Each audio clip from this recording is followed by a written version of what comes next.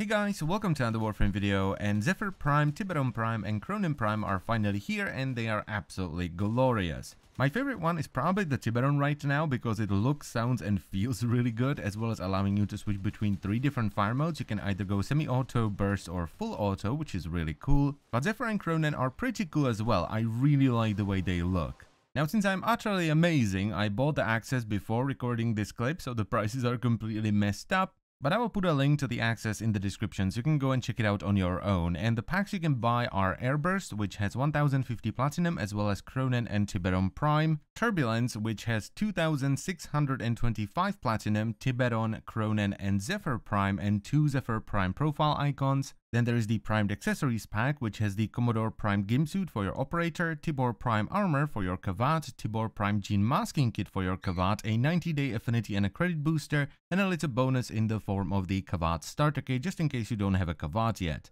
And the final pack is the Tornado one, which is like 4,000 or 5,000 Platinum, I think, and everything else. Now, I've already updated the Relic Spreadsheet on my Google Docs, and you can find a link to it in the description down below. I actually went back, deleted everything, and redid it based on the in-game codex and the wiki, because unfortunately a couple of relics slipped through, so there were some mistakes there, and I just didn't like the idea of having mistakes in the spreadsheet, so I just redid the whole thing, just to be sure. Now, if you're new here and you've never seen this before, it's kind of like a more convenient version of the things we have in game. So at the top, you have all the relics that are currently available in the game. If you scroll down a little bit, you can see the newest primed relics kind of being separated from the other ones, as well as the newest primed items, just so it's easier to read. So if, for example, you want the Tiberon Prime Barrel, you can easily see that it comes from the Meso T1 relic and it's a rare drop. And underneath that, we have the newest Unvaulting, which at the moment is still Ember, Frost and Loki Prime with their respective weaponry. So once again, there are the relics on their own, as well as the items one by one.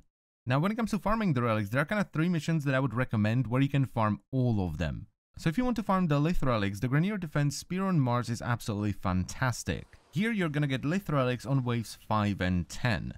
This mission is just really good for farming Lith relics because a solid Banshee setup can 1 or 2 tap the entire wave. Some people prefer to do excavation missions on either Mars or Earth instead, but this is in my opinion much faster. Just jump in, do 10 waves, get out, repeat. If you want to farm Meso relics, the best mission hands down is the Corpus Defense IO on Jupiter. This is basically the same thing as Spear, but for Meso relics, so you're gonna get Meso on waves 5 and 10. The tileset is even smaller than it is on Spear, so a solid Banshee setup will straight up 1-tap the waves. And you want to do the same thing that you would do on Spear for the Lith relics, so jump in, do 10 waves, get out and repeat. And finally, for both Neo and Axii relics, I would recommend you simply jump into a public squad on Hydron on Sedna, where you're gonna get Neo relics on waves 5 and 10 and Axii relics on wave 15 and 20. Now, this is of course not the only mission you can do. You can do Stifler on Lua, which is also a Grenier Defense, or you can do Zini on Eris, which is an infested interception. But the reason I recommend Hydron is that it's straight up the most popular one, and if you get a good DPS frame like a Spore Saurin or a Quaking Banshee, you can get through it pretty fast. The reason it's so popular is because it's good for XP farming, which also means it's good for farming focus, because focus is tied to your experience, so people go there to farm XP.